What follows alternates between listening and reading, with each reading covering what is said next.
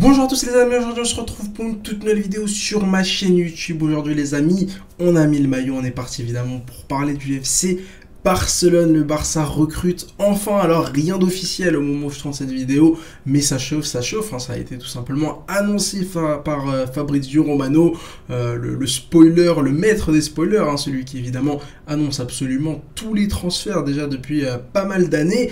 Dani Olmo va signer au FC Barcelone. Enfin une recrue, on est le 6-7 août au moment où je tourne cette vidéo. C'est quand même assez incroyable de se dire que le championnat, la Liga va débuter dans quelques jours, dans une dizaine de jours, et le FC Barcelone vient tout juste d'enregistrer sa première recrue. Alors évidemment, il y en a qui vont me dire qu'il y a Pau Victor qui a signé du côté du FC Barcelone, mais voilà, pour moi c'est pas une signature significative. Le FC Barcelone qui sort d'une saison blanche, le FC Barcelone qui sort vraiment d'une saison extrêmement difficile, où en Ligue des Champions tu t'es fait humilier avec Araujo qui a complètement saboté ta campagne européenne. En Liga, tu as fini quand même assez largement derrière le Real de Madrid, et à quelques rares moments, mais globalement, tu as toujours été derrière le Real de Madrid. En Copa, tu te fais aussi sortir lamentablement. En Super Coupe d'Espagne, t'es pas capable de remporter le titre. Bref, une saison extrêmement compliquée de la part du FC Barcelone. J'en perds ma respiration, tellement que voilà, rien d'y penser. Ça a été vraiment très difficile, et puis évidemment parce que les saisons du Barça sont aussi conditionnées par les performances du Real de Madrid. Le Real de Madrid a réussi sa saison, le doublé Ligue des Champions, Liga, la 15e Ligue des Champions remportée par le Real de Madrid fait forcément mal au FC Barcelone, cette équipe du Real qui en 10 ans a remporté autant de Ligue des Champions, même plus de Ligue des Champions que toi sur tes 70 dernières années. C'est un scandale, et en plus de ça, le coup de grâce évidemment pour les supporters du Barça, pour les Blaugrana, c'est que Kylian Mbappé a tout simplement signé du côté du Real de Madrid. T'es obligé d'y penser, t'es obligé de voir ce que fait le rival, parce que ça va aussi conditionner tes actions. Et là clairement on attendait un été où le Barça allait venir investir massivement. Alors on a évidemment le changement d'entraîneur, le départ de Xavi qui a été très critique envers le board et qui a été gentiment évidemment remercié, l'arrivée d'Hansi Flick. Est-ce que Flick va réussir à révolutionner ce FC Barcelone ? En l'état actuel des choses, je ne pense pas. Le FC Barcelone qui vient tout juste de recruter du coup sa première recrue, Dani Olmo. Alors est-ce que Dani Olmo c'est une bonne idée? Est-ce que Dani Olmo va beaucoup apporter au FC Barcelone? Qu'on soit bien clair, Dani Olmo c'est un super joueur. Regardez son Euro qui a été vraiment fantastique. Même regardez son Euro 2021. Pour moi, lors de l'Euro 2021, il faisait vraiment partie des tout meilleurs joueurs de la compétition.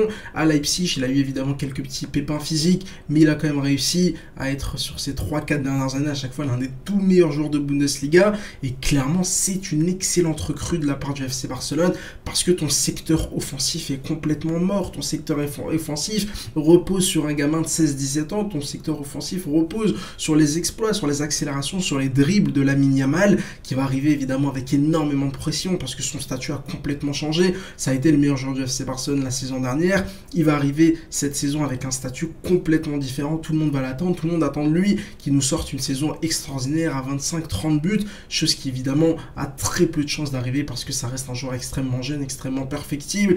Et il va falloir être quand même assez patient avec lui. Mais je suis désolé, tous les espoirs reposent sur lui, parce qu'offensivement, Lewandowski n'a absolument plus le niveau depuis déjà pas mal de mois. Ansu Fati, je sais même pas si on peut en parler. Le mec il s'est encore blessé, il va louper 8 semaines je crois de compétition, il devrait pas arriver avant la fin du mois de septembre, début du mois d'octobre. Ferran Torres c'est une énorme blague, je ne sais même pas ce qu'il fait encore du côté du FC Barcelone. T'as Rafinha qui a quand même bien fini la saison dernière, mais le problème c'est que Rafinha joue du même côté que Lamine Yamal, donc forcément tu te retrouves avec deux joueurs de qualité, mais qui ont pour moi tout simplement le même profil. Donc c'est soit l'un, soit l'autre au niveau de ton 11 de départ. Et puis finalement, voilà, il y a quoi d'autre? Il y a Victor Roque, évidemment, le tigre qui est arrivé la saison dernière en provenance du Brésil. Ce mec-là, je sais même pas c'est quoi son vrai niveau. Qu'est-ce qu'il pourrait vraiment apporter? Il a été complètement mis au placard par Xavi lors de la deuxième partie de saison la saison dernière. Je sais même pas quoi en penser de Victor Roque. Donc évidemment, l'arrivée d'Olmo, elle va faire du bien. Évidemment que l'arrivée d'Olmo va faire du bien, parce que il va venir apporter du talent, il va venir apporter de la polyvalence aussi. C'est un joueur qui peut jouer une faux numéro 9, c'est un joueur qui peut jouer relayeur, c'est un joueur qui peut jouer ailier gauche, c'est un joueur même qui pourrait jouer ailier droit. Il peut jouer à peu près à tous les postes de l'attaque et très bien faire son travail à tous les postes de l'attaque. Donc au niveau du talent, donc au niveau de la polyvalence, donc au niveau aussi de la fraîcheur, ça fait du bien de recruter un nouveau joueur qui va tout simplement pour moi, selon moi, apporter énormément. dans ce secteur offensif, dans cette créativité, créer des actions, créer des occasions, se procurer évidemment de grosses situations, que ce soit en Liga ou en Ligue des Champions. C'est un joueur qui est formé au FC Barcelone, donc il connaît déjà la maison, il connaît déjà le système. C'est vrai qu'on dit souvent que voilà, ce système du côté du Barça, c'est quand même assez compliqué parfois d'arriver et de venir s'imposer du côté du Camp Nou qui est depuis plusieurs mois déjà en travaux. Mais voilà, pour moi, Dani Olmo, il va beaucoup apporter du côté du FC Barcelone. Pourtant, évidemment, il y a quand même pas mal d'interrogations. Est-ce que c'était la priorité? Moi, je suis hypé par l'arrivée d'Olmo et je suis convaincu qu'il va beaucoup apporter. Mais est-ce que c'était la priorité? Pour moi, il fallait un ailier gauche percutant, il fallait Nico Williams, qui était pour moi la grande priorité du FC Barcelone offensivement dans ce mercato. Encore plus quand on a vu l'Euro, encore plus quand on a vu l'entente avec Lamine Yamal. Fallait pour moi recruter Nico Williams cet été. Mais maintenant, voilà, il y a eu un transfert qui a du mal à se faire. Est-ce que le Barça va le faire? Il y a des rumeurs qui disent que le Barça pourrait faire Olmo et Nico Williams. J'y crois pas beaucoup, mais je l'espère évidemment.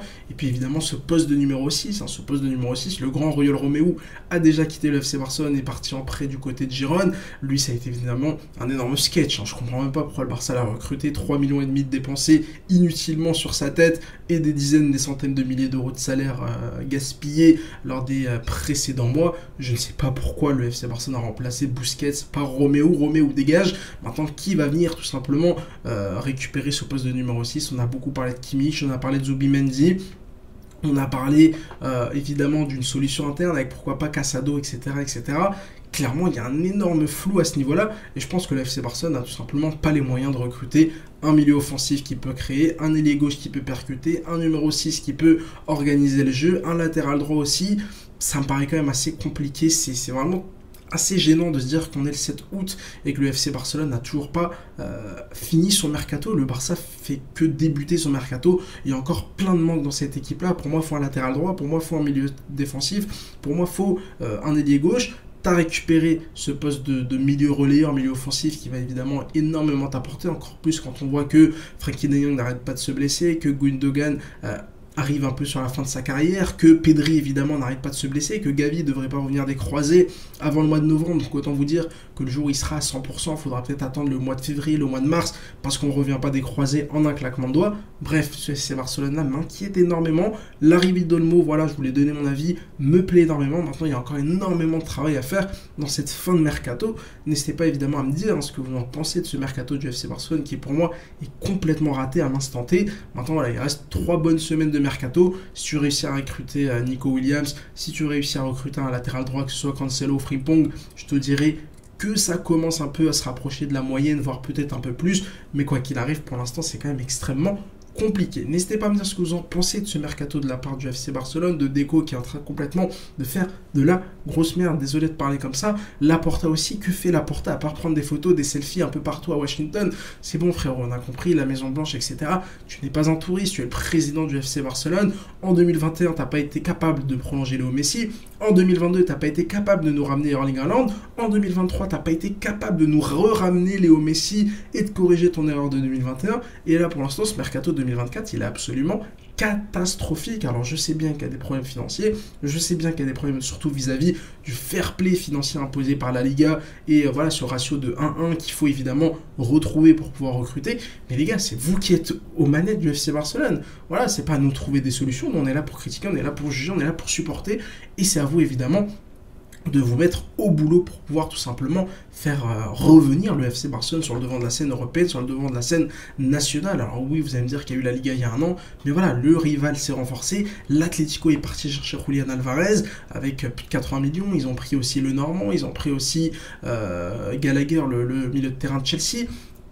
T'as tes concurrents directs qui sont en train de te renforcer, et toi, le seul joueur que tu as été capable de ramener pour le moment, au 7 août, c'est Dani Olmo. Va falloir se réveiller, s'il vous plaît, du côté de la direction du Barça, parce que clairement, la saison, sinon, risque d'être extrêmement longue. Avant, évidemment, de faire une analyse un peu plus approfondie de ce mercato et de cette saison qui arrive du côté du FC Barcelone, on va attendre encore une fois quelques semaines pour pouvoir parler de ce FC Barcelone. N'hésitez pas à me donner votre avis sur l'arrivée d'Olmo. Si cette vidéo vous a plu, n'hésitez pas à mettre un petit like, à vous abonner pour ne pas louper les prochaines. N'hésitez pas à me suivre sur Twitter pour tranquillement parler de football. Allez, ciao.